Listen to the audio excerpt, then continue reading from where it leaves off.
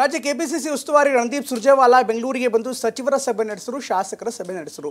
ಇಷ್ಟೇ ಆಗಿದ್ರೆ ಅಷ್ಟೊಂದು ದೊಡ್ಡ ಸುದ್ದಿ ಆಗ್ತಾ ಇರಲಿಲ್ವೇನೋ. ಆದರೆ ಈಗ ಸರ್ಕಾರಿ ಕಾರ್ಯದರ್ಶಿಗಳ ಸಭೆಯನ್ನು ಮಾಡಿದ್ದಾರೆ ಅನ್ನುವಂಥ ಆರೋಪವನ್ನು ವಿಪಕ್ಷಗಳು ಗಂಭೀರವಾಗಿ ಮಾಡ್ತಾ ಇದೆ. ಪ್ರಮುಖವಾಗಿ ಶಾಸಕರ ಸಭೆ ಮಾಡೋದು ಒಂದಾದರೆ ಸರ್ಕಾರಿ ಅಧಿಕಾರಿಗಳ ಸಭೆಯನ್ನು ಮಾಡೋದು ಸಂವಿಧಾನದ ಉಲ್ಲಂಘನೆ ಅಂತ ಸ್ವತಃ ಸಚಿವರೇ ಹೇಳ್ತಿದ್ದಾರೆ.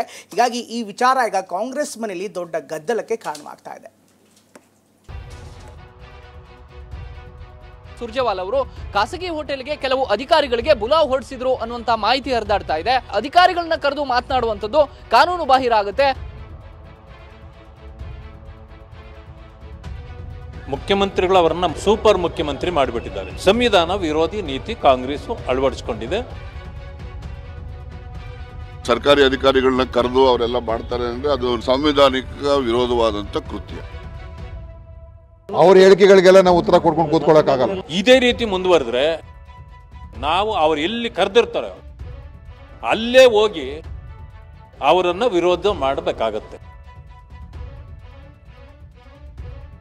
ಕಾಂಗ್ರೆಸ್ ಅಸಮಾಧಾನಕ್ಕೆ ಮದ್ದೆರೆಯಲು ರಾಜ್ಯಕ್ಕೆ ಬಂದಿದ್ದ ಸುರ್ಜೇವಾಲಾ ವಿವಾದದ ಗೆದ್ದಲು ಮೈಗತ್ತಿಸಿಕೊಂಡಿದ್ದಾರೆ. ಕಳೆದ 2 ವಾರ ರಣದೀಪ್ ಸಿಂಗ್ ಸುರ್ಜೇವಾಲಾ ಬೆಂಗಳೂರಿನಲ್ಲೇ ಠಿಕಾಣಿ ಹೂಡಿದ್ರು. ಶಾಸಕರು ಹಾಗೂ ಸಚಿವರ ಜೊತೆಗೆ ಮಾತುಕತೆ ನಡೆಸಿದ್ರು. ಈ ಸಭೆ ಇಷ್ಟಕ್ಕೆ ಸಮಾಪ್ತಿಯಾಗದೆ ಕಾರ್ಯಾಂಗಕ್ಕೂ ವಿಸ್ತರಣೆಯಾಗಿರೋ ವಿಚಾರ ರಾಜಕೀಯ ಪಡಸಾಲಿಯಲ್ಲಿ ಹರಿದಾಡ್ತಿದೆ.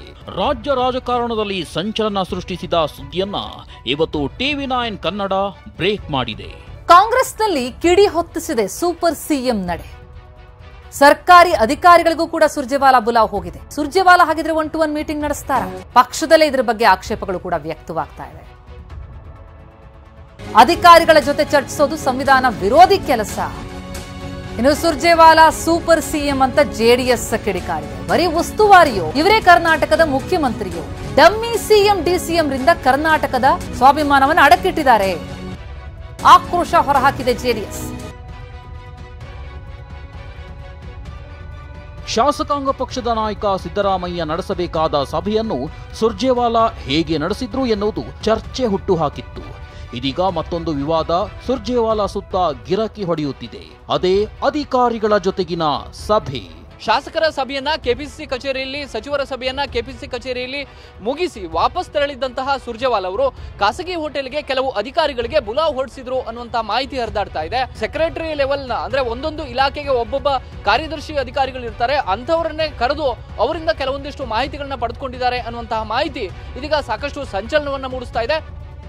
ಶಾಸಕರು ಸಚಿವರ ಸಭೆ ಬಳಿಕ ಸುರ್ಜೇವಾಲಾ ಸದ್ದಿಲ್ಲದೆ ಅಧಿಕಾರಿಗಳಿಗೆ ಬುಲಾವ್ ಕೊಟ್ಟಿದ್ರು ಎನ್ನಲಾಗಿದೆ. ಕೈ ನಾಯಕರ ಜೊತೆಗೆ ಕೆಪಿಸಿಸಿ ಕಚೇರಿಯಲ್ಲಿ ಸಭೆ ನಡೆಸಿದ್ದ ಹರಿಯಾಣವಿ ಖಾಸಗಿ ಹೋಟೆಲ್ಗೆ ಹಿರಿಯ ಅಧಿಕಾರಿಗಳನ್ನ ಕರೆಸಿಕೊಂಡಿದ್ರಂತೆ.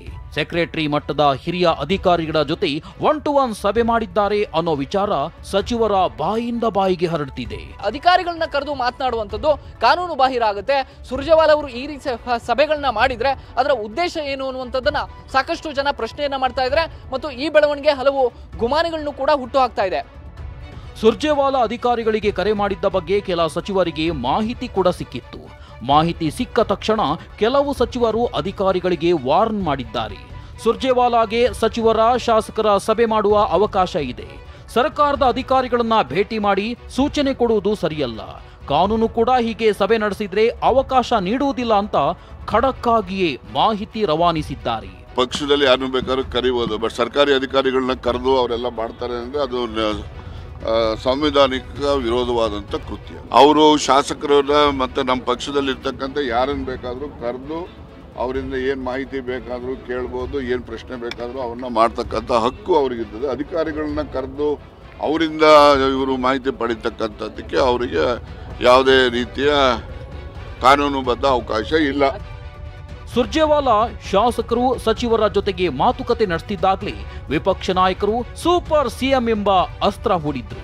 ಇನ್ನು ಅಧಿಕಾರಿಗಳ ಜೊತೆಗೆ ಸಭೆ ನಡೆಸಿದ್ದಾರೆ ಅನ್ನೋದು ಹಬ್ಬಿದ್ದೇ ತಡ ಕೈ ವಿರುದ್ಧ ನಿಗಿ ಕೆಂಡವಾಗಿದ್ದೆ.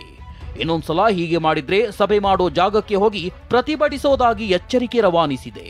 ಇತ್ತೀಚೆಗೆ ಮುಖ್ಯಮಂತ್ರಿಗಳು ಅವರನ್ನ ಸುರ್ಜೇವಾಲಾ ಅವರನ್ನ ಸೂಪರ್ ಮುಖ್ಯಮಂತ್ರಿ ಮಾಡಿಬಿಟ್ಟಿದ್ದಾರೆ. ಇದು ಪ್ರಜಾಪ್ರಭುತ್ವ ವಿರೋಧಿ, ಸಂವಿಧಾನ ವಿರೋಧಿ ನೀತಿ ಕಾಂಗ್ರೆಸ್ ಅಳವಡಿಸಿಕೊಂಡಿದೆ.